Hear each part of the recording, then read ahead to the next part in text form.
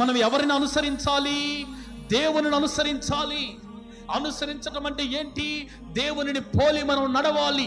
అపోస్తలుడైన పౌలు అంటాడు, నేను యేసు ప్రభువును పోలి నడిచిన ప్రకారం మీరు నన్ను పోలి నడవండి. నేను యేసయ్యను అనుసరించి నడుస్తున్న ప్రకారం మీరు నన్ను అనుసరించి నడవండి అని అంటాడు ఆయన. ఈరోజున మనం ఎవరిని అనుసరించి నడుస్తున్నాం? ఒక తమ్ముడిని ఒక కాలేజ్ ప్రిన్సిపల్ అడుగుతున్నాడు, నాన్న ఈ కటింగ్ ఎవరిదిరా అంటే, ఇది పలానా సినిమాలో ఎన్టీఆర్ గారి కటింగ్ అండి అని అన్నాడు.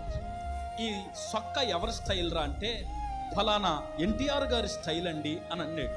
ఈ ప్యాంట్ ఎవరిదరా అంటే, ఆ సినిమాలో ఎన్టీఆర్ గారు వేసుకున్నారు సార్, అందుకని నేను కూడా అదే కొనుక్కొని అదే రేటు పెట్టి కొనుక్కున్నాను.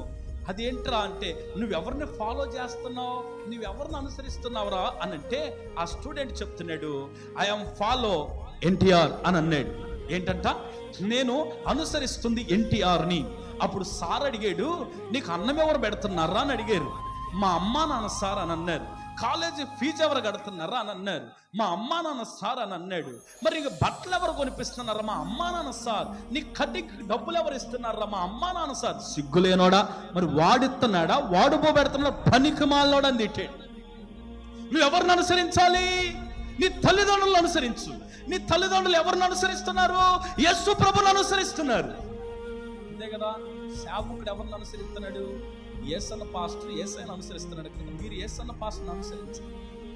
మనందరం కలిసి యేసయ్యను అనుసరిద్దాం. యేసయ్యను అనుసరించిన వాడు నాశనమే, నరకానికి వెళ్ళడం చరిత్ర లేదు.